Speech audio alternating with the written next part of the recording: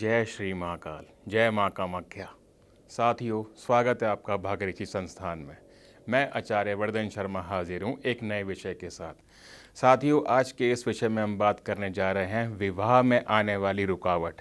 जी हाँ, जन्म कुंडली के अंदर यदि सप्तम भाव या सप्तमेश अगर पीड़ित हो तो ऐसे के अंदर जातक के विवाह में अड़चनें बहुत ज़्यादा आती हैं।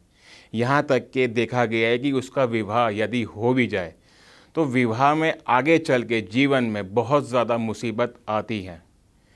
इसके लिए ये भी देखा जाता है कि जब पापी ग्रह राहु और केतु, जी हाँ, सिर्फ राहु और केतु, इसके साथ साथ सूर्य अगर सप्तम भाव में हो तो ऐसे में जातक के जीवन में शादीशुदा जीवन के अंदर आग लग जाती है। जी हाँ, क्योंकि सूर्य है आग का गोला और राहु और केतु सेपरेशन यानी कि अलगाव के मालिक हैं।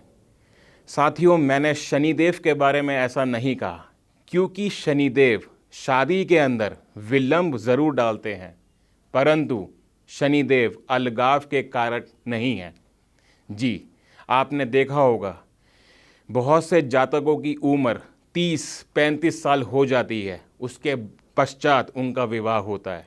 ये तभी होता है जब उनके सप्तम भाव में शनि ग्रह बैठे हों। इसके साथ साथ यदि जीवन में जन्म कुंडली के अंदर यदि सूर्य सप्तम भाव में हो या राहु और केतु हो या सूर्य और राहु साथ में बैठे हों तो ऐसे में इंसान का जीवन, उसके जीवन में यदि शादी हो भी जाए तो भी उसको सुख प्राप्त नहीं होता। इसके साथ साथ और भी ग्रह योग होते हैं। साथियों, कहते हैं ना, समस्या है तो समाधान अवश्य है। यदि आपके भी जन्म कुंडली के अंदर सप्तम भाव पीड़ित है या सप्तमेश यानी कि सप्तम भाव का मालिक जो ग्रह होता है अगर वो पीड़ित है तो इसका उपाय अवश्य होता है। आपको सिर्फ और सिर्फ सप्तम भाव का कारक यानी कि शुक्र देव को मजबूत करने की ज़रूरत है। अब शुक्र देव के जो पशु होते हैं जैसे कि गाय, गौ माता, आपको उनकी सेवा करना आवश्यक है।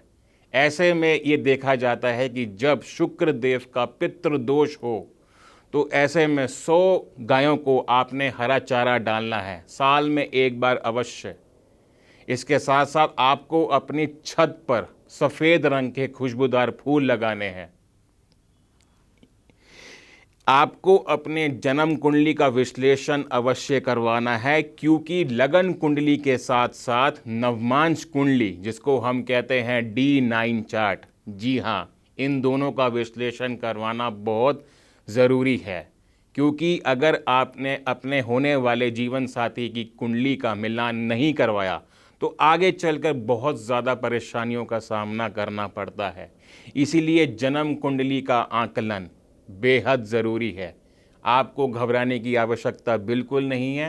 नीचे दिए गए नंबर पर ज़रूर संपर्क कीजिए।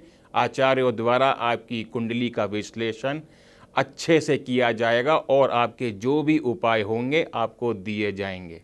जय श्री महाकाल, जय माँ कामाख्या।